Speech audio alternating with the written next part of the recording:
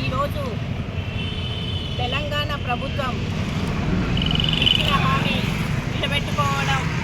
నిలబెట్టుకోకపోవడంతోనే ఈ రోజుకి ఏ రోజులైనాయి దీక్షలు ప్రతి జిల్లాలలో రాష్ట్ర వ్యాప్తంగా కలెక్టర్ ఆఫీస్ ముందు దీక్షలు జరుగుతున్నాయి. ఎందుకంటే ఇచ్చిన హామీ నిలబెట్టుకునని సీఎం అంటే ఇతన్నే చూస్తున్నాము మనము. అయినా సీఎం గారు ఏం చేశారు అంటే 6,000 రూపాయల పెన్షన్, నేను గెలిస్తే 6,000 రూపాయల పెన్షన్ని వికలాంగులకు ఇస్తాను, వృద్ధులు, వితంతులు, ఒంటరి మహిళలకి 4,000 రూపాయల పెన్షన్ ఇస్తానన్నారు.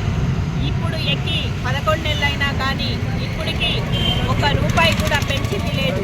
కాబట్టి ఏదైతే 11 నెలల పెన్షన్ మాత్రం కట్టి వికలాంగులకు, వృద్ధులకు, వితంతులకు, ఒంటరి మహిళలకి ఎవరైతే పెన్షన్దారులు ఉన్నారో వాళ్ళందరికీ కూడా కట్టించాలి. పక్క రాష్ట్రంలో పెన్షన్ పెంచగానే అంటే ఆయన గెలవగానే పక్క రాష్ట్రంలో ఇచ్చారు, మరి ఈ రాష్ట్రంలో ఇయ్యనికి ఏమైంది? మరి పక్క రాష్ట్రంలో నిధులు ఉన్నాయి, ఈ రాష్ట్రంలో నిధులు లేవా? మరి పక్క రాష్ట్రంలో సీఎం గెలవగానే ఇచ్చిన హామీ నిలబెట్టుకున్నాడు, మరి తెలంగాణ రాష్ట్రంలో సీఎం ఎందుకు నిలబెట్టుకోలేకపోతున్నాడు? అంటే ఆయనకి మేము హామీలు ఇయ్యమని మేము ఎప్పుడు అడగలేదు. ఎందుకంటే ఆయనంతటా ఆయన హామీలు ఇచ్చి ఈరోజు అందరికీ కూడా 5 హామీలు ఇచ్చిండు, 5 హామీలు కూడా నిలబెట్టుకోలేకపోయింది. వికలాంగులకి బస్ పాస్ అన్నాడు, ఎక్కడ వికలాంగులకు బస్ పాస్ ఇచ్చిన దాఖితాలు ఉన్నాయి? ఇందిరమ్మ గృహాలు అన్నాడు, ఎక్కడ ఇందిరమ్మ గృహాలు ఇచ్చిన దాఖితాలు ఉన్నాయి? ఏదైతే బ్లాక్ లాక్ పోస్టులు అన్నాడు, ఇప్పుడు దాకా ఒక బ్లాక్ లాక్ పోస్టు భర్తీ చేయలేదు.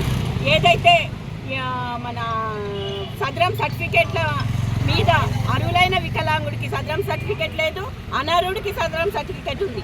అంటే ఇక్కడ ఎంత మోసం జరుగుతుందో ఇక్కడ అర్థమవుతుంది. కాబట్టి ఇచ్చిన హామీని నిలబెట్టుకోకపోతే ఖచ్చితంగా మేము నిజాం కాలేజ్ గ్రౌండ్లో ఏదైతే లక్షలాది మందితో 26వ తారీఖు వెళ్తున్నామో ఆ లక్షలాది మంది మేమందరం కలిసి నీకు బుద్ధి చెప్తాము. అఖిలపక్షాలు కూడా వస్తున్నాయి.